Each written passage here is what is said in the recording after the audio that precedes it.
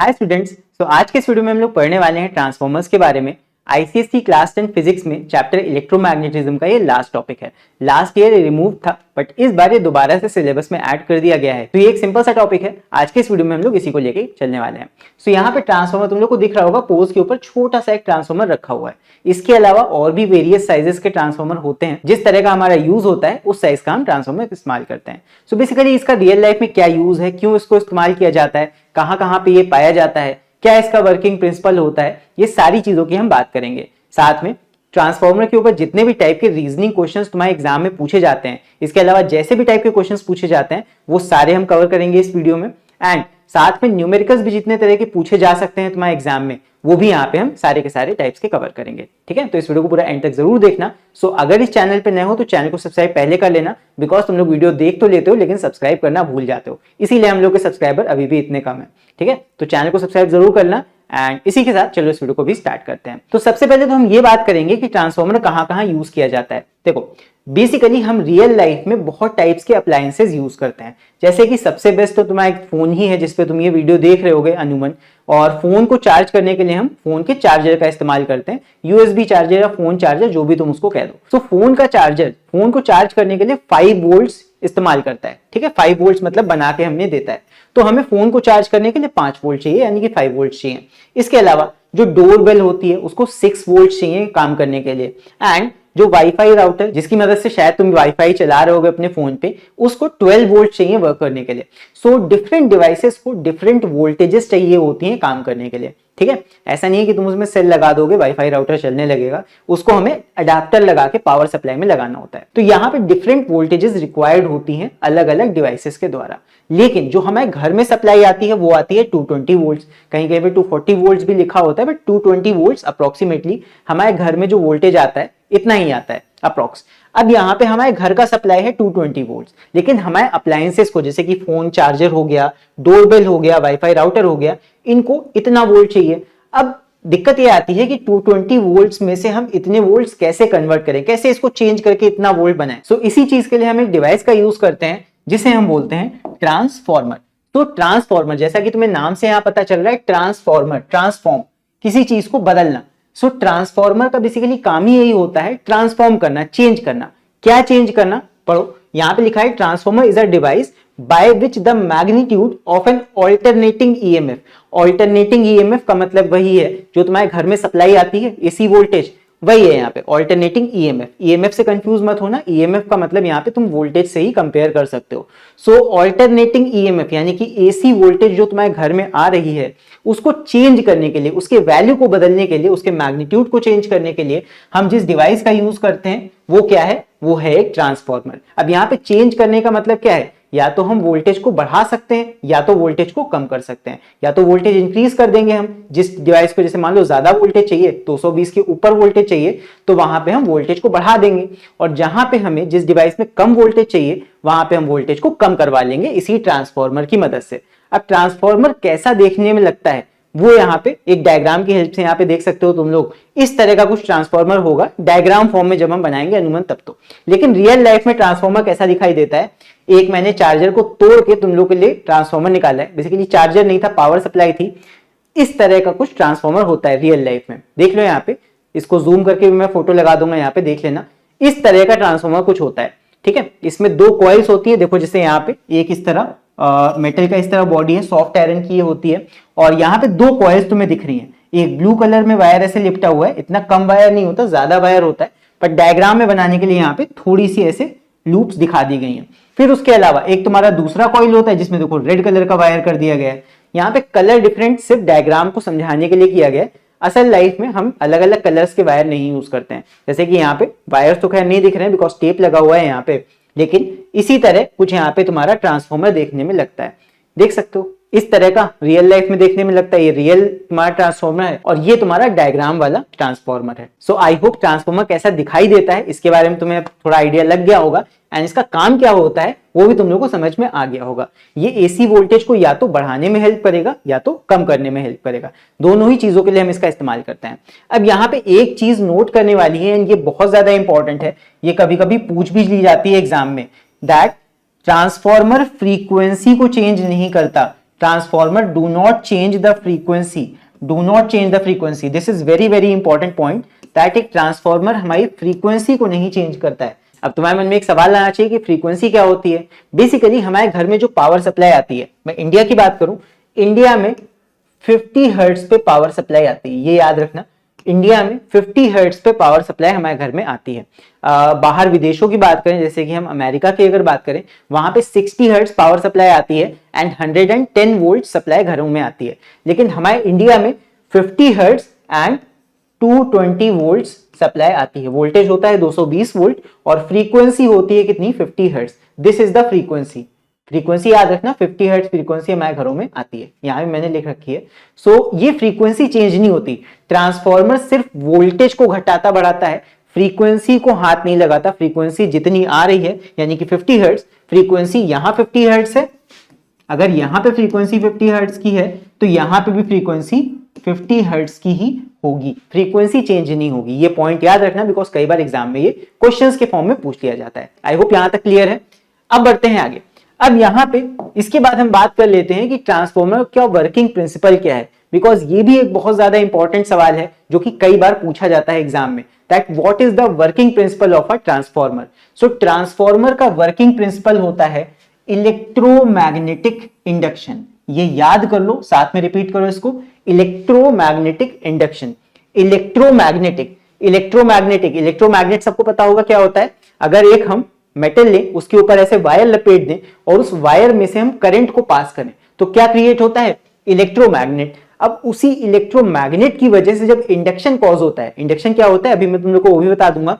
सो उसी की वजह से जब इंडक्शन कॉज होता है तो ये प्रिंसिपल यूज किया होता है तुम्हारा ट्रांसफॉर्मर के अंदर, इलेक्ट्रोमैग्नेटिक इंडक्शन। यहां दो कॉइल्स हैं, एक कॉइल मैग्नेट बनाती है, दूसरी वाली कॉइल इंड्यूस होती है और इसी वजह से वहां पे सेकेंडरी कॉइल में तुम्हारा वोल्टेज प्रोड्यूस होता है, राइट। सो ये तुम्हारा वर्किंग प्रिंसिपल है ट्रांसफॉर्मर का। ज्यादा गहराई में नहीं जाना, इसका नाम जरूर याद रखना, इलेक्ट्रोमैग्नेटिक इंडक्शन, ठीक है। ये तुम्हारा है working principle of the transformer. So अब ट्रांसफॉर्मर में आगे बढ़ने से पहले यहाँ पे ट्रांसफॉर्मर का तुम लोग को एक थोड़ा सा डायग्राम में बता देता हूं। देखो ट्रांसफॉर्मर में तीन चीजें होती हैं मेन। पहली होती है तुम्हारी प्राइमरी कॉइल, यानी कि पहला वाला कॉइल, दो यहां पे कॉइल होंगी, पहली कॉइल है तो इसको हम बोलते हैं primary coil. This is the primary coil. इसके बाद यहां पे एक होती है हमारी सेकेंडरी कॉइल। मैं सेम कलर से बना रहा हूं बिकॉज रियल लाइफ में सेम कलर का ही वायर इस्तेमाल कर लिया जाता है। ऐसा कोई रेड और ग्रीन कलर, हम अलग अलग कलर का वायर यूज नहीं करते, हम कॉपर वायर का यूज करते हैं। बट यहां मैं ऑरेंज कलर से बनाऊंगा तो मैं दिखाई नहीं देगा, इसलिए मैं येलो से बना रहा हूं। तो ये हमारा हो गया दूसरा कॉइल। कॉइल कुछ नहीं होता, बस हम सीधा तार लेते हैं और इस तरह ऐसे गोल गोल लपेटते जाते हैं, वही कॉइल बन जाती है। सो कॉइल का मतलब सिंपल यही है कि तुमने वायर लिया और ऐसे गोल गोल ऐसे लपेट दिया किसी भी पर्टिकुलर चीज के ऊपर। ये हमारी बन गई सेकेंडरी कॉइल।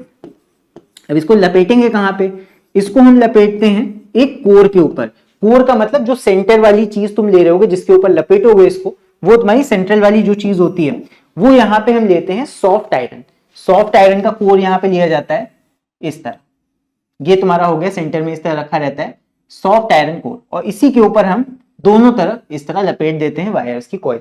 तो यहां पे यही तुम्हारा हो गया एक ट्रांसफॉर्मर।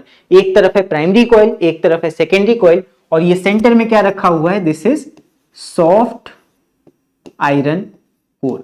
सॉफ्ट आयरन आयरन का एक टाइप है। अब यहाँ पे सॉफ्ट आयरन का ही हम इस्तेमाल क्यों करते हैं इस कोर को बनाने में, ये तुम्हारा सॉलिड कोर नहीं होता, कई प्लेट्स को इस्तेमाल करके बनता है, इसकी हम बात अभी आगे करेंगे। अब ये क्वेश्चन तुम्हारे मन में आना चाहिए कि सॉफ्ट आयरन का ही क्यों बना रहे हैं, सिर्फ आयरन का क्यों नहीं बना सकते।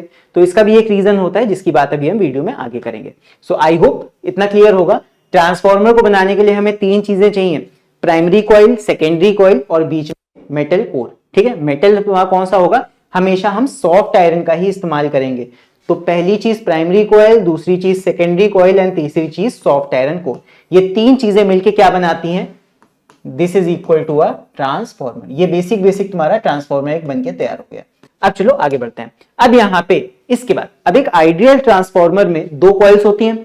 तो यहां पे एक आइडियल ट्रांसफॉर्मर में दोनों कॉइल्स में जितने भी तुम नंबर ऑफ टर्न्स लगाओगे, यहां पे देखो एनएस मैंने लिया है, यहां पे लिख देता हूं मैं। एनएस का मतलब है नंबर ऑफ टर्न्स, मतलब कितना तुमने कॉइल्स में चक्कर लगाए हैं, number of turns in S लिखा है यहां पे, तो इसका मतलब है सेकेंडरी कॉइल। तो तुमने कितने number of turns secondary coil में लिए हैं, मतलब तार को कितने चक्कर ऐसे लपेटा है सेकेंडरी कॉइल में, ये हो गया एनएस। एनपी का मतलब है नंबर ऑफ टर्न्स, सेम चीज number of turns, but NP का मतलब है इन प्राइमरी कॉइल। प्राइमरी मतलब पहली वाली कॉइल में तुमने कितने नंबर ऑफ टर्न्स भरे हैं, मतलब प्राइमरी कॉइल में तुमने कितनी बार चक्कर ऐसे तार का लगाया है। सो अगर इन दोनों का नंबर ऑफ टर्न्स का तुम रेशियो ले लो, NS upon MP, number of turns in secondary coil upon number of turns in primary coil, तो इसका जो रेशियो आता है, इसका जो अपॉन करके ऐसे रेशियो निकलेगा, वो बहुत ही इंपॉर्टेंट चीज होती है ट्रांसफार्मर के लिए, उसको बोला जाता है टर्न रेशियो। जब भी हम मार्केट में ट्रांसफार्मर खरीदने जाएंगे, सो वहां पे हम दुकान वाले को यही बोलेंगे हमें इतना रेशियो का, इतना टर्न रेशियो का ट्रांसफार्मर दे दो, और वो हमें ट्रांसफार्मर या तो बना के दे देगा, या तो बना बनाया ट्रांसफार्मर उसके पास अवेलेबल होगा तो वो हमें दे देगा। सो एनएस अपॉन एनपी यानी कि number of turns in secondary coil upon number of turns in primary coil का जो रेशियो होगा वो होगा हमारा turn ratio. This is very important formula. Again important मैं क्यों बोल रहा हूं, बिकॉज ये न्यूमेरिकल में बहुत काम आएगा, एंड इसी चीज को एग्जाम में डायरेक्टली क्वेश्चन करके भी पूछा जा सकता है that what do you mean by turn ratio of a transformer. तो तुम्हें ये फॉर्मूला लिख देना है, and the turn ratio of a transformer is simply the ratio of number of turns in secondary coil upon number of turns in primary coil। Clear है? चल, अब यही जो टर्न रेशियो होता है यही डिफाइन करता है कि दोनों कॉइल्स में कितना कितना वोल्टेज होगा। जैसे कि एनएस अपॉन एनपी बराबर होता है ईएस अपॉन ईपी के। ईएस अपॉन ईपी, अब ये क्या है, यहाँ पे ईएस का मतलब है, ई का मतलब सिंपल यहाँ पे ईएमएफ से है, सो ईएमएफ इन सेकेंड कॉइल, ये तुम्हारा हो गया ईएस, और ईपी का मतलब है simple EMF in primary coil, ये हो गया ईएस अपॉन ईपी। अब ईएस में अगर तुम्हें कंफ्यूजन हो रहा हो तो इसको तुम सिंपल वोल्टेज से समझ लो, 220 वोल्ट है, 5 वोल्ट है, 10 वोल्ट है, कितना वोल्ट है, ये तुम्हारा वोल्टेज है और कुछ नहीं है ये। दिस इज सिंपली वोल्टेज, कितना वोल्ट यहाँ पे बन के आ रहा है, ई को तुम सिंपल यहाँ पे वोल्टेज मान लो। ठीक है, चलो आई होप इतनी बात क्लियर हो गई होगी। अब इसके बाद यहां पे एक और चीज कभी कभी यूज की जाती है, इसको मैं मार्क कर देता हूं, ये बहुत इंपॉर्टेंट है। तो यहाँ पे ये तुम्हारा फॉर्मूला तुमको पता होना चाहिए। अब यहाँ पे इसी फॉर्मूले की मदद से अभी हम आगे भी इसका यूज करेंगे। देखो, सो हमारे ट्रांसफॉर्मर में देखो दो कॉइल्स हैं, एक हमारी प्राइमरी कॉइल थी, एक हमारी सेकेंडरी कॉइल थी। सो एक ट्रांसफॉर्मर का जो बेसिक प्रिंसिपल होता है वो ये होता है कि यहाँ पे कोई एनर्जी लॉस नहीं हो रहा। जैसे कि आइडियल चीज कोई भी होती है वहां पे 100% एफिशिएंट हम उसको मान लेते हैं। सो एक ट्रांसफार्मर में भी जब 100% एनर्जी ट्रांसफर होगी यहां से यहां तक, उसी को हम आइडियल ट्रांसफार्मर मानेंगे। बट ऐसा रियल में नहीं होता, रियल में बहुत सारे लॉसेज यहाँ पे होते हैं, हीट के फॉर्म में, नॉइस के फॉर्म में, साउंड के फॉर्म में, तो यहाँ पे लॉसेज होंगे रियल ट्रांसफार्मर में। लेकिन एक आइडियल ट्रांसफार्मर में हम क्या मानते हैं कि जितना पावर हम प्राइमरी कॉइल को देंगे वो सारा का सारा पावर ट्रांसफर हो जाएगा सेकेंडरी कॉइल में। तो यहां पे देखो, power in primary coil is equal to power in secondary coil. अब पावर का फॉर्मूला तुम लोगों ने करंट चैप्टर में देखा होगा, पावर इज इक्वल टू क्या होता है, power is equal to VI, voltage into current. तो यहाँ पे वोल्टेज को हमने E से रिप्लेस कर दिया, वोल्टेज को हमने EMF के फॉर्म में लिख दिया। तो पावर इन प्राइमरी कॉइल क्या हो जाएगा, ये मैंने थोड़ा सा इधर उधर लिख दिया है, यहां पे होगा, इसको चेंज कर देता हूं मैं, रुक जाओ, ये हो जाएगा तुम्हारा EP IP, और ये हो जाएगा ES और IS, ये होगा यहाँ पे। ठीक है, बिकॉज यहां सेकेंडरी लिखा था, यहां प्राइमरी लिखा था। So voltage into current, EP into IP, VI, यही चीज है, V को यहाँ पे E लिख दिया गया, मतलब वही है, बस यहाँ पे लेटर का फर्क है, उससे कंफ्यूज मत होना। फिर यहाँ पे पावर इन सेकेंडरी कॉइल, ये हो जाएगा voltage in secondary coil multiply by current in secondary coil, तो हो गया EP into IP is equal to ES into IS। Simple है। अब यहाँ पे इसको अपॉन अपॉन करके बना लो, ये हो जाएगा ES अपॉन EP, EP को इधर ले आओ और IS को इधर ले आओ, तो हो जाएगा ES upon EP is equal to IP upon IS। ये करंट और वोल्टेज का रिलेशन है जो कि उल्टा होता है, यानी कि जिस कॉइल में वोल्टेज ज्यादा होगा उस कॉइल में करंट कम फ्लो करेगा। यहाँ पे रेशियो देख लो, उल्टा रेशियो बन रहा है, voltage in secondary voltage in primary is equal to current in primary upon current in secondary. मतलब अगर वोल्टेज पहली वाली कॉइल में ज्यादा है तो पहली कॉइल में करंट कम फ्लो करेगा, और सेकेंडरी कॉइल में अगर वोल्टेज कम है तो वहां करंट ज्यादा फ्लो करेगा। उल्टा होता है यहाँ पे। तो ये वाला जो रिलेशन है ये मोस्ट इंपॉर्टेंट है। अगर ये तुमने याद है तो ट्रांसफॉर्मर के कोई भी न्यूमेरिकल तुम बहुत ही आसानी के साथ सॉल्व कर सकते हो। So this is most important formula, इसको जरूर से याद कर लेना बिकॉज ये काफी ज्यादा इंपॉर्टेंट है। जो टर्न रेशियो होगा NS upon NP is equal to होता है ES अपॉन EP। यानी कि अगर तुम्हें टर्न रेशियो पता है तो तुम दोनों कॉइल्स का वोल्टेज का रेशियो निकाल सकते हो। एक कॉइल का वोल्टेज तुम्हें क्वेश्चन में बता दिया जाएगा, दूसरी कॉइल का वोल्टेज तुम्हें निकालना पड़ेगा। एंड इसके साथ साथ अगर कहीं पे तुमसे करंट भी पूछा गया है तो तुम करंट को भी बहुत आसानी से निकाल सकते हो। करंट का रेशियो बस अपोजिट हो जाता है या रिवर्स में हो जाता है। अगर ES अपॉन EP है तो ये हो जाएगा IP अपॉन IS। ठीक है, ऑर्डर ऊपर नीचे हो जाएगा बस। तो आई होप इतना क्लियर होगा। थोड़ा सा ये यहाँ पे फॉर्मूला, बस इस वाले फॉर्मूला पे ध्यान दे लेना। अगर इसको समझ लोगे तो बाकी सारी चीजें समझ में आ जाएंगी। और एक और चीज जो यहाँ इंपॉर्टेंट थी वो थी वर्किंग प्रिंसिपल ऑफ ट्रांसफॉर्मर, जो कि था इलेक्ट्रोमैग्नेटिक इंडक्शन। इसको मत भूलना। चल अब इसके ऊपर बेस्ड एक न्यूमेरिकल करते हैं जल्दी से। तो यहाँ पे पहला हमारा क्वेश्चन एक न्यूमेरिकल क्वेश्चन है। The primary coil of a transformer has 800 turns. तो जो चीजें गिवन है वो यहाँ पे मैं लिख देता हूँ, आसान रहेगा। तो यहाँ पे पहली चीज जो हमें गिवन है, the primary coil of a transformer has 800 turns. Primary coil, तो प्राइमरी कॉइल में नंबर ऑफ टर्न्स कितने हैं, NP इज इक्वल टू 800, ये हमें गिवन है प्राइमरी कॉइल के number of turns. And the secondary coil has 8 turns. जो secondary coil है यानी कि number of turns in secondary coil वो हमें दे रखा है 8। ठीक है, टर्न्स का कोई यूनिट तो है नहीं, सिंपल ये तुम्हें 8 दे रखा है। It is connected to a 220 volt AC supply. इसको हमने कनेक्ट कर दिया है 220 वोल्ट AC सप्लाई से। कनेक्ट करने का मतलब है प्राइमरी में तुमने इतना वोल्टेज दिया, यानी कि प्राइमरी में EMF हमने कितना दिया है, 220 वोल्ट। मैंने कहा था E और V में कंफ्यूज नहीं होना है। EMF और वोल्टेज अभी के लिए तुम मान लो एक ही चीज होती है, होती नहीं है वो बात अलग है, but EMF is equal to voltage, ये तुम अभी के लिए मान लो। EMF is equal to voltage, अभी के लिए तुम मान लो। ठीक है, आसान पड़ेगा तुम्हें करना। यहाँ पे EP हमको 220 वोल्ट दिया है कि हमने ट्रांसफॉर्मर को कनेक्ट कर दिया है 220 वोल्ट में, मतलब प्राइमरी में हमने इतना वोल्टेज सप्लाई कर दिया है। हमसे क्या पूछा गया है, what will be the output voltage. तो हमें बताना है आउटपुट वोल्टेज, यानी कि EMF इन सेकेंडरी कॉइल क्या होगी, ये हमें निकाल के सिंपल बता देनी है। तो चलो सॉल्व करते हैं इसको। फॉर्मूला क्या होता है, फॉर्मूला होता है हमारा NS upon NP is equal to ES upon EP। जो नंबर ऑफ टर्न्स और पोटेंशियल का जो भी तुम्हारा रिलेशन है वो सीधा सीधा है, जितने नंबर ऑफ टर्न्स उतना तुम्हारा EMF प्रोड्यूस होगा उस पर्टिकुलर कॉइल में, तो इनका रेशियो सीधा सीधा होता है। तो यहाँ पे बस वैल्यू रख दो, सॉल्व कर लो। ये हो जाएगा NS कितना है 8, NP कितना है 800 इज इक्वल टू ES तुम्हारा ये तुमको निकालना है तो ES ऐसे ही रख दो, और EP कितना है 220 वोल्ट्स।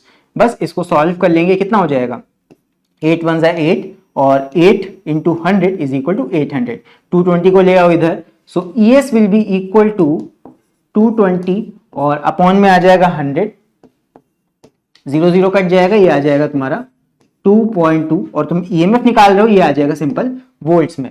सो 2.2 वोल्ट प्रोड्यूस होगा किसमें, सेकेंडरी वाले कॉइल में। सेकेंडरी कॉइल में इतना वोल्टेज आएगा। अच्छा कम क्यों है, बिकॉज हमें साफ दिख रहा है कि प्राइमरी में इतने ज्यादा टर्न्स हैं, सेकेंडरी में इतने कम टर्न्स हैं, 8 टर्न्स। तो कम टर्न्स हैं तो सेकेंडरी में वोल्टेज भी कम प्रोड्यूस होगा, EMF भी कम जनरेट होगा, जो कि होगा तुम्हारा 2.2 वोल्ट्स के बराबर। सो एक बार देख लो इस क्वेश्चन को, कहीं पे भी कोई डाउट हो तो नीचे कमेंट्स में लेके तुम लोग पूछ सकते हो। बाकी आई होप समझ में आ गया होगा, ऐसा कुछ था नहीं इस क्वेश्चन में। तो चलो अभी देखते हैं question number 2। So question number 2 है, a transformer is design to give a supply of 8 volts to a ring house bell from the 240 volt AC mains. अब यहां ध्यान से समझना है, कंफ्यूजन बहुत बच्चों को हो जाता है, थोड़ा ध्यान से इस स्टेटमेंट को समझेंगे कि ट्रांसफॉर्मर को डिजाइन किया गया है to give a supply of 8 volt. अब यहां सप्लाई ऑफ 8 वोल्ट का मतलब ये नहीं कि हमने 8 वोल्ट सप्लाई में ट्रांसफॉर्मर लगा दिया है, पूरा सेंटेंस पढ़ना है यहाँ पे। To give a supply, give a supply का मतलब है कि इसको सप्लाई देना है ट्रांसफॉर्मर को। तो यहाँ पे ये सेकेंडरी का वोल्टेज दे रखा है, इसको कंफर्म करने के लिए आगे बढ़ो और समझ में आएगा।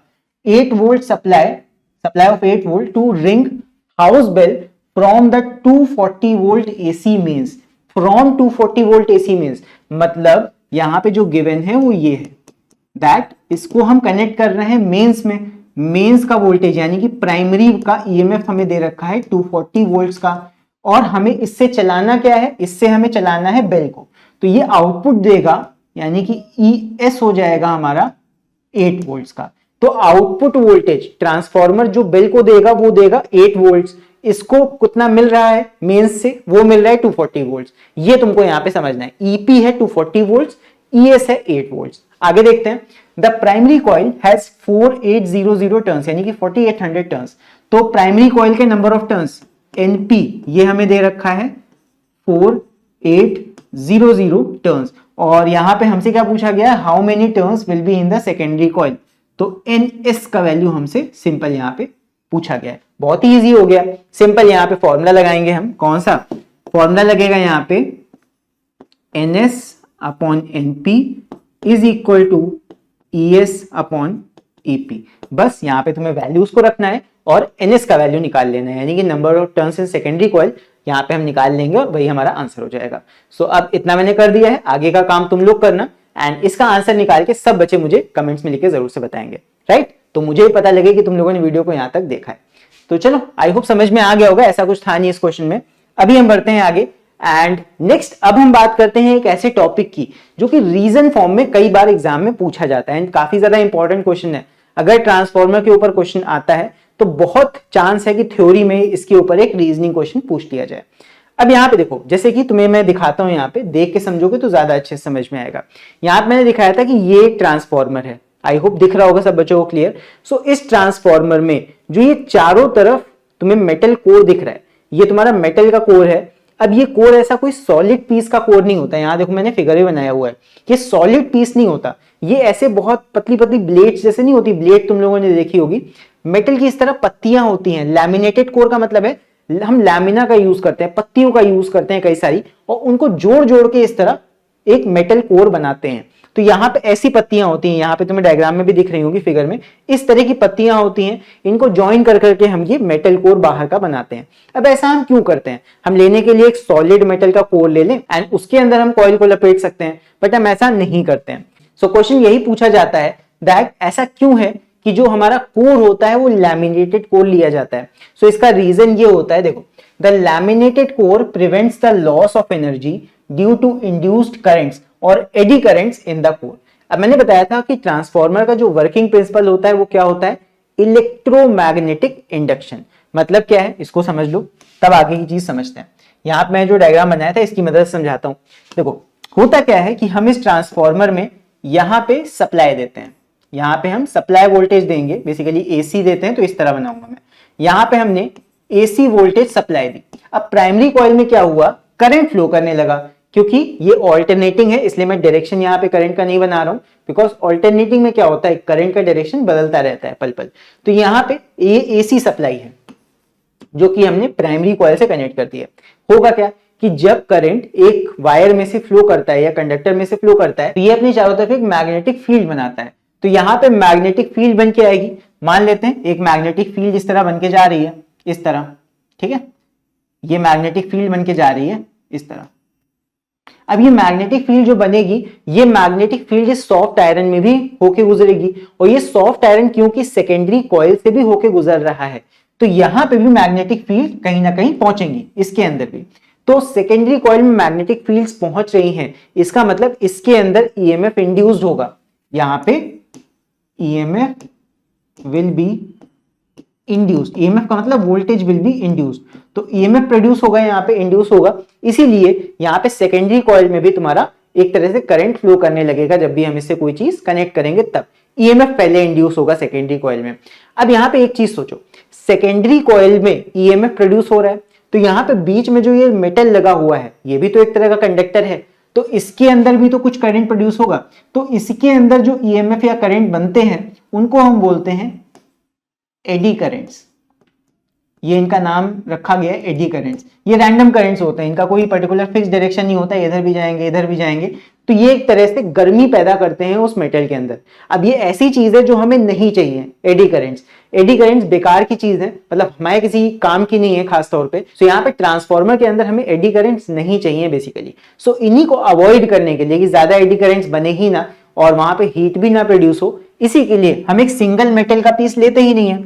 यहाँ पे हम यूज करते हैं कुछ इस तरह के मेटल का, मतलब यहाँ पे हम लैमिना का यूज करते हैं, अलग अलग शीट्स का यूज करते हैं, और इनको भी हम इंसुलेट करके तब स्टिक करते हैं ताकि एक मेटल में से, एक मेटल की जो ये शीट है इसमें से दूसरे में करंट फ्लो ना करे, यानी कि एडी करंट्स पास ऑन ना हो। तो यहाँ पे गर्मी को बचाने के लिए, यहाँ पे हम एनर्जी के वेस्टेज को रोकने के लिए we use laminated core which prevents the loss of energy due to induced currents.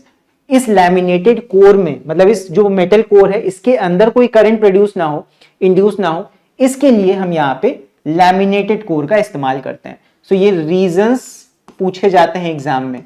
I hope ये बात समझ में आई होगी कि लैमिनेटेड कोर को यूज करने का पर्पस क्या है, to stop eddy currents. Eddy currents को बनने से रोकने के लिए हम लैमिनेटेड कोर का इस्तेमाल करते हैं। तो ये हो गया तुम्हारा पहला रीजनिंग क्वेश्चन। अगर एग्जाम में आ जाता है तो तुम्हें यही चीज वहां पे लिख देनी है। आई होप समझ में आ गई होगी। अगर डाउट हो कहीं पे भी तो नीचे कमेंट्स में लिख के मुझे बता देना, मैं इसके ऊपर भी अलग से वीडियो पूरा एक्सप्लेनेशन के साथ बना दूंगा। बाकी आई होप समझ में आ गया होगा इतना। तो चलो अभी इसके बाद देखते हैं नेक्स्ट चीज। So now next is the core is made of soft iron. ये भी मैंने बताया था कि सॉफ्ट आयरन का ही कोर बनाते हैं। ऐसा क्यों होता है ये भी समझ लो। ऐसा इसलिए होता है so that the loss of energy, hysteresis loss in the core gets minimized. अब सॉफ्ट आयरन के लिए जो हिस्टेरेसिस लॉस होता है, इसके बारे में तुम आगे बड़े क्लासेस में जाके पढ़ोगे हिस्टेरेसिस लॉस। तो ये जो हिस्टेरेसिस लॉस होता है तो यहाँ पे सॉफ्ट आयरन के केस में ये मिनिमम होता है। बाकी और कोई मेटल लोगे तो वहां पे हिस्टेरेसिस लॉसेस होंगे, तुम्हारे ट्रांसफॉर्मर का एफिशिएंसी कहीं ना कहीं कम हो जाएगा। सो ट्रांसफॉर्मर का एफिशिएंसी कम ना हो, लॉसेस ना हो, हिस्टेरेसिस लॉस ना हो, ये कीवर्ड याद रखना, हिस्टेरेसिस लॉस ये ना हो, इसके लिए ही हम यहाँ पे सॉफ्ट आयरन कोर का इस्तेमाल करते हैं। तो सॉफ्ट आयरन कोर का ही सिर्फ हम क्यों इस्तेमाल करेंगे, to prevent hysteresis loss. So I hope ये भी क्लियर हो गया होगा। अब इसके बाद लास्ट हमारा है the advantage of using a closed core is that it gives a closed path for the magnetic field lines to avoid losses। एक और चीज है that यहाँ पे हम closed, जैसे पूरा closed टाइप का इस तरह लैमिना क्यों यूज करते हैं, closed path लेने का पर्पस यही है कि जो भी यहाँ पे मैग्नेटिक फील्ड्स हैं वो जितनी मैग्नेटिक फील्ड एक साइड से निकलेंगी वो सारी की सारी सेकेंडरी कॉइल में पहुंच जाए, इसीलिए हम क्लोज्ड लूप में लेते हैं। बट ये वाला उतना ज्यादा इंपॉर्टेंट नहीं है, ये वाला रीजन और ये वाला रीजन आर मोस्ट इंपॉर्टेंट। सो इन दोनों रीजंस को अच्छे से देख लेना एंड इन आंसर्स को अच्छे से याद कर लेना। राइट, आई होप इतना क्लियर हो गया होगा। अब बढ़ते हैं आगे। नाउ नेक्स्ट बात आ जाती है कितने टाइप्स के ट्रांसफॉर्मर होते हैं। दो टाइप्स के हमारे ट्रांसफॉर्मर होते हैं। वीडियो के स्टार्टिंग में नहीं बताया था कि ट्रांसफॉर्मर एक ऐसा डिवाइस होता है जो या तो वोल्टेज को बढ़ा देगा या तो वोल्टेज को घटा देगा। सो अगर हमारा ट्रांसफॉर्मर वोल्टेज को बढ़ा रहा है तो उसका नाम हो जाता है स्टेप अप ट्रांसफॉर्मर, वोल्टेज को बढ़ाता है ये। और अगर हमें वोल्टेज को कम कराना है तो जिस ट्रांसफॉर्मर का हम यूज करेंगे वो होता है स्टेप डाउन ट्रांसफॉर्मर। ये कई बार एग्जाम में इनडायरेक्टली पूछा जाता है। कैसे पूछा जाता है अभी इसका भी क्वेश्चन में दिखाऊंगा। चलो एक एक करके देखते हैं दोनों को। सो यहाँ पे स्टेप अप ट्रांसफॉर्मर, इसका काम क्या होता है, it changes low voltage to high voltage. दिमाग में रखना, स्टेप अप, स्टेप अप का मतलब होता है किसी चीज को बढ़ाना। तो जब कम वोल्टेज को हम ज्यादा वोल्टेज में कन्वर्ट करते हैं, लो वोल्टेज को हम हाई वोल्टेज में कन्वर्ट करते हैं, सो उसको हम बोलते हैं स्टेप अप ट्रांसफॉर्मर। सो अब ऐसा करने के लिए हमें करना क्या होता है, हम ट्रांसफॉर्मर में number of turns in secondary coil बढ़ा देते हैं then number of turns in primary coil. So जिस कॉइल में नंबर ऑफ टर्न्स ज्यादा करोगे उसमें वोल्टेज ज्यादा प्रोड्यूस होगा। So number of turns secondary में बढ़ाने का मतलब है, नंबर ऑफ टर्न्स सेकेंडरी में अगर बढ़ा देंगे तो सेकेंडरी में देखो ज्यादा टर्न है इस तरफ और इस तरफ कम नंबर ऑफ टर्न्स है। तो जिस तरफ नंबर ऑफ टर्न्स ज्यादा उस तरफ वोल्टेज भी ज्यादा, उस तरफ ज्यादा तुमको ईएमएफ या वोल्टेज देखने को मिलेगा। सो ज्यादा वोल्टेज इधर में देखने को मिलेगा सेकेंडरी की तरफ। तो यही है, सेकेंडरी में नंबर ऑफ टर्न्स ज्यादा होंगे, प्राइमरी में नंबर ऑफ टर्न्स कम होंगे। अगर डायग्राम बनाने के लिए आएगा तो इस तरह का कुछ डायग्राम बनेगा, प्राइमरी में नंबर ऑफ टर्न्स कम दिखा देना, सेकेंडरी में नंबर ऑफ टर्न्स ज्यादा दिखा देना। अब यहाँ पे टर्न रेशियो जो होगा n is equal to ns upon np, number of turns in secondary ज्यादा है तो यानी कि न्यूमरेटर ज्यादा है तो इसका जो वैल्यू आएगा वो हमेशा ग्रेटर देन 1 आएगा। दिस इज इंपॉर्टेंट, एग्जाम में पूछा जाता है। स्टेप अप ट्रांसफॉर्मर का टर्न रेशियो क्या होगा, it will be always greater than 1। कैसे याद रखना है, number of turns in secondary ज्यादा, क्योंकि वोल्टेज सेकेंडरी में ज्यादा चाहिए, स्टेप अप कराना है, तो number of turns in secondary ज्यादा होगा, टर्न रेशियो भी 1 से ज्यादा होगा हमेशा। आई होप इतना क्लियर हो गया होगा। अब इसके बाद स्टेप डाउन ट्रांसफॉर्मर की अगर बात करें, ये जस्ट ऑपोजिट है पिछले वाले का। तो इसका क्या काम होगा, it changes high voltage to low voltage. Step down करना है मतलब कम करना है, ज्यादा वोल्टेज को कम करने के लिए हम इसका इस्तेमाल करते हैं। तो जिधर कम वोल्टेज चाहिए उधर नंबर ऑफ टर्न्स भी कम करने पड़ेंगे। तो इस बार जब हमें हाई वोल्टेज को लो वोल्टेज में करना है तो यानी कि सेकेंडरी साइड हमें कम वोल्टेज चाहिए, तो सेकेंडरी के साइड इस बार कम नंबर ऑफ टर्न्स होंगे। तो सेकेंडरी कॉइल में नंबर ऑफ टर्न्स घटा दो, ये क्या बन गया, ये बन गया स्टेप डाउन ट्रांसफॉर्मर। अगर इसका डायग्राम बनाने के लिए आता है तो कुछ इस तरह बनाएंगे। So number of turns in primary coil is greater than number of turns in secondary. Number of turns secondary वाले कम होंगे, इस बार इधर वाले सेकेंडरी वाले कम हो गए। देखो तो यहां पे अगर हम टर्न रेशियो निकालें NS अपॉन NP, तो NS इस बार कम है NP के मुकाबले, तो डिनोमिनेटर ज्यादा है। तो डिनोमिनेटर जब भी ज्यादा होता है ना, तो हमेशा वैल्यू जो आएगी तुम्हारे फ्रैक्शन की वो लेस देन 1 आती है, क्योंकि डिनोमिनेटर बड़ा है इस बार। तो यहाँ पे टर्न रेशियो हमेशा 1 से लेस देन आता है, ठीक है। इक्वल टू कभी 1 नहीं आएगा, यहाँ पे लेस देन 1 टर्न रेशियो तुम्हारा आएगा। सो आई होप इतना समझ में आ गया होगा। अब इसके बाद नेक्स्ट हम लोग बात करते हैं एक और इंपॉर्टेंट चीज की, जो कि पूछ ली जाती है कभी कभी एग्जाम में। जैसे मान लो स्टेप अप है या स्टेप डाउन ट्रांसफॉर्मर है, जिस भी साइड हम कम नंबर ऑफ टर्न्स का इस्तेमाल करते हैं, अब जिधर कम नंबर ऑफ टर्न्स होंगे उधर वोल्टेज भी कम होगा। और मैंने स्टार्टिंग बताया था जिस साइड कॉइल में वोल्टेज कम होता है या EMF कम होता है, उस साइड करंट ज्यादा होता है। तो यहाँ पे सोचने वाली बात यह है कि करंट ज्यादा है तो हीट भी ज्यादा प्रोड्यूस होगी, लेकिन हमें हीट तो नहीं चाहिए, हम नहीं चाहते कि हमारे ट्रांसफॉर्मर में आग लग जाए।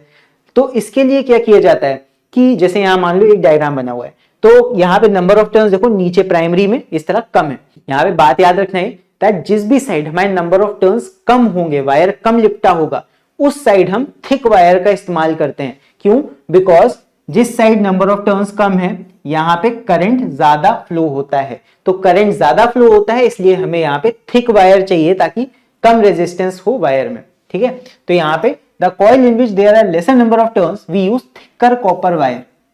We use thick copper wire because दो रीजंस हैं। पहला रीजन है because it will have more current, ये मैंने बता दिया। जिस साइड नंबर ऑफ टर्न्स कम लगाओगे वोल्टेज भी कम होगा, लेकिन करंट उस साइड ज्यादा होगा, ठीक है।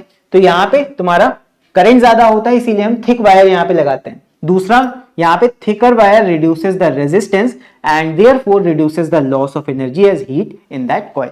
सो यहाँ पे मोटे वायर को लगाने का रीजन यही है कि पहली बात तो करंट यहाँ ज्यादा फ्लो करेगा, उसको फ्लो होने दें आराम से, इसके लिए। सेकेंड चीज, यहाँ पे हमें रेजिस्टेंस कम करना पड़ेगा, नहीं तो वो करंट यहाँ पे हीट ज्यादा प्रोड्यूस करेगा, ज्यादा रेजिस्टेंस अगर यहाँ वायर में रहा। इसीलिए मोटा तार इस्तेमाल किया जाता है, जिधर साइड में हमें कम नंबर ऑफ टर्न्स रखने हैं उस साइड। आई होप इतनी बात क्लियर हुई होगी। सो ये रीजन कभी पूछ लिया जाता है कि स्टेप अप में और स्टेप डाउन में किधर side thick copper wire use किया जाएगा। दिखा देता हूं मैं, जैसे कि स्टेप अप ट्रांसफार्मर में नंबर ऑफ टर्न्स किधर कम है, इस साइड। सो थिकर वायर कहां यूज करोगे, प्राइमरी कॉइल में। फिर इसी तरह इस वाले स्टेप डाउन ट्रांसफार्मर में देखो नंबर ऑफ टर्न्स किधर कम है, सेकेंडरी कॉइल में।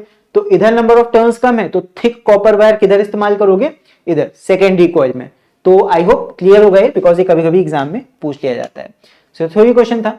लास्ट टॉपिक यहाँ पे है यूजेस ऑफ ट्रांसफॉर्मर। किस टाइप के ट्रांसफॉर्मर का यूज हम कहां कहां करते हैं ये देख लेते हैं। स्टेप अप ट्रांसफॉर्मर पहले बात कर लेते हैं इसकी। तो स्टेप अप ट्रांसफॉर्मर का यूज ऑब्वियस सी बात है हम वहां पे करेंगे जहां हमें वोल्टेज को इंक्रीज करना हो।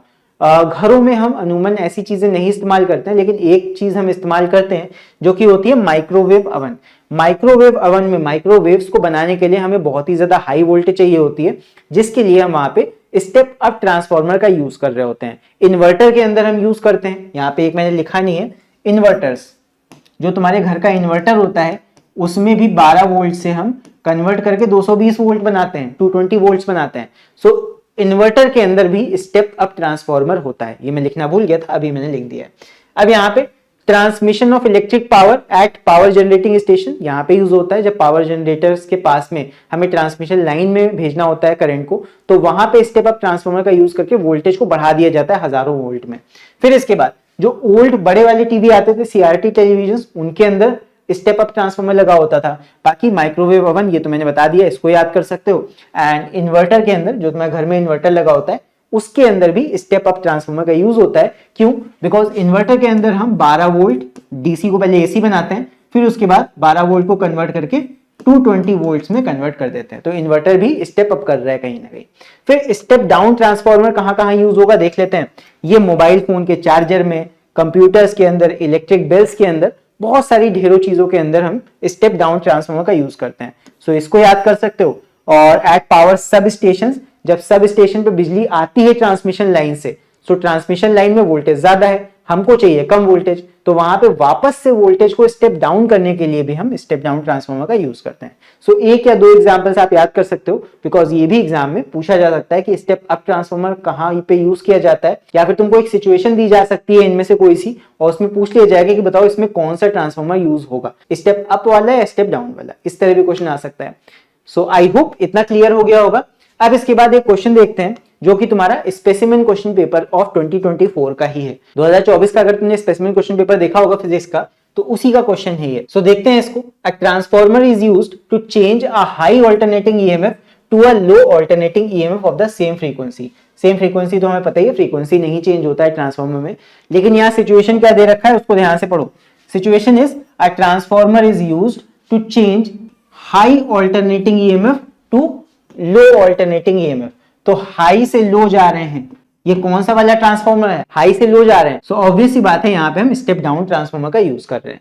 सो पहला क्वेश्चन क्या है, identify the type of transformer used for the above purpose. So first का आंसर मैंने उधर ही खैर बता दिया है, बट यहाँ पे लिख दूंगा identify the type of transformer. तो ये कौन सा है, ये है तुम्हारा step down transformer. Step down transformer, मैंने कहा था सिचुएशन के ऊपर बेस्ड क्वेश्चन आ सकते हैं। देखो मैं स्पेसिमेन क्वेश्चन पेपर में ही दिया हुआ है इस तरह क्वेश्चन, तो इस तरह क्वेश्चन एग्जाम में पूछा जा सकता है। आई होप इतना तो आप कर ही लोगे। अब इसके बाद बी पार्ट में पूछा गया है state whether the turn ratio of the above transformer is. तो अब यहाँ पे देखो टर्न रेशियो तुम लोग से पूछ लिया गया है। सो यहाँ पे टर्न रेशियो क्या होगा स्टेप डाउन का, देखो स्टेप डाउन ट्रांसफार्मर में जिस तरफ तुम्हें वोल्टेज कम चाहिए, यानी कि सेकेंडरी में तुम्हें वोल्टेज कम चाहिए होगा, तो वहां पे सेकेंडरी में नंबर ऑफ टर्न्स भी कम होंगे। तो टर्न रेशियो होता क्या है, यहीं पे लिख देता हूं, चलो मैं। टर्न रेशियो क्या होता है, turn ratio is NS upon NP, और यहाँ पे सेकेंडरी में तुम्हें वोल्टेज कम करना है, स्टेप डाउन करना है, तो सेकेंडरी में टर्न्स भी कम होंगे। तो number of turns in secondary जब कम होंगे, यानी कि डिनोमिनेटर बड़ा होगा, NS कम होगा, न्यूमरेटर छोटा होगा, तो यहाँ पे इसका वैल्यू ऑलवेज लेस देन 1 आएगा, यानी कि जो टर्न रेशियो होगा N is always less than 1। ये तुम्हारा हो जाएगा सेकेंड पार्ट का आंसर। सो जो टर्न रेशियो है, लिख भी देता हूं मैं, turn ratio is always less than 1। ये हो जाएगा तुम्हारा बी पार्ट का आंसर। सो ये 2 मार्क्स का क्वेश्चन था, इस तरह तुम्हारा एग्जाम में पूछ लिया जाता है। आई होप क्लियर हो गए। तो इसके बाद अभी हम देखते हैं क्वेश्चन नंबर 4। सो इसको रीड करते हैं, न्यूमेरिकल है ये भी। The input and output voltages of a transformer are 220 volt and 44 volt respectively. So input voltage है 220 वोल्ट, यानी कि प्राइमरी वोल्टेज जो है वो है 220 वोल्ट्स, एंड जो सेकेंडरी वोल्टेज है, आउटपुट वोल्टेज हमारा है, वो दे रखा है 44 वोल्ट्स का। ये हमें ध्यान से देखना होगा, बिकॉज इसमें कई बार बच्चे कंफ्यूज जाते हैं। तो ये हो गया। इसके बाद ए पार्ट, यानी कि फर्स्ट पार्ट में हमसे पूछा गया कि टर्न रेशियो बताओ। तो टर्न रेशियो के लिए क्या हो जाएगा, N इज इक्वल टू होता है NS अपॉन NP। ये तो हमें पता नहीं है, लेकिन हमें पता है ES और EP। सो ये होता है ES अपॉन EP के बराबर, इन दोनों का वैल्यू पता है, ये दोनों हम रख देंगे। ES 44 वोल्ट्स है, EP हमारा 220 वोल्ट्स है, इसको तुम 2 से काट सकते हो, तो ये हो जाएगा 22 और नीचे आ जाएगा 110। अब 11 से काट दो इसको, 2 जा 22 और ये आ जाएगा तुम्हारा 10, और ये आ जाएगा 1/5, और इसको हम रेशियो फॉर्म में लिख देंगे, ये आ जाएगा 1:5। सो टर्न रेशियो हमारा कितने का आ जाएगा, 1:5 का। तो ये कैसा है, ये हमारा स्टेप डाउन ट्रांसफॉर्मर। हमें पता भी चल रहा है दैट यहाँ पे इनपुट वोल्टेज 220 वोल्ट का था और आउटपुट वोल्टेज 44 वोल्ट्स का ही है। तो जब वोल्टेज कम हो रहा है तो ऑब्वियस सी बात है इसका टर्न रेशियो कैसा आएगा, ये आएगा तुम्हारा लेस देन 1। ठीक है, चलो इसके बाद बी पार्ट हमसे पूछा गया है the current in output circuit if the output current is 2 ampere. So यहाँ पे सेकंड पार्ट में हमसे पूछा गया करंट के बारे में। सो करंट के लिए हम पावर वाला फॉर्मूला यूज करेंगे, यानी कि ये वाला ES upon EP is equal to, current मैंने बताया था करंट का फ्रैक्शन जो होता है रेसिप्रोकल होता है, तो ES upon EP is equal to IP upon IS। Current और वोल्टेज आपस में उल्टे, यानी कि रेसिप्रोकल होता है इनका रिलेशन। तो ES upon EP is equal to IP upon IS। तो यहाँ पे इसको निकाल सकते हैं, ES अपॉन EP। तो ES अपॉन EP का वैल्यू हमें पता है 1/5 है, इज इक्वल टू, हमें क्या पता है, the current in input circuit if output current is 2 ampere. Output current हमें दिया हुआ है, यानी करंट इन सेकेंडरी हमें दिया हुआ है 2 एम्पियर, नीचे 2 एम्पियर रखेंगे IS में। IP इनपुट करंट हमें बताना है, ये चीज क्वेश्चन मार्क थी, तो इनपुट करंट बताने के लिए इसको IP मान लो। अब इसको सॉल्व कर लेते हैं, कितना आ जाएगा, ये आ जाएगा IP इज इक्वल टू 2 इधर ऊपर आ जाएगा, 5 नीचे ही रहेगा, सो 2/5 ये आ जाएगा हमारा 0.4 एम्पियर। सो 0.4 एम्पियर हमारा आ जाएगा इनपुट करंट, यानी करंट इन प्राइमरी कॉइल हमारा कितना हो जाएगा 0.4 एम्पियर। सो एक बार देख लो, आई होप ये वाला क्वेश्चन भी क्लियर हो गया होगा तुम लोग को। कहीं पे कोई डाउट हो तो नीचे कमेंट्स में लिख के बेशक पूछ सकते हो। सो इसी क्वेश्चन के साथ हमारा ये चैप्टर यहाँ पे खत्म होता है। सो अब यहाँ पे ये कुछ होमवर्क क्वेश्चंस हैं, इसका स्क्रीनशॉट तुम लोग ले लो एंड इन सारे क्वेश्चंस को एक बार तुम लोग रीड करना एंड आई होप इस वीडियो को देखने के बाद में इन सारे क्वेश्चंस को ही तुम लोग इजीली सॉल्व कर पाओगे।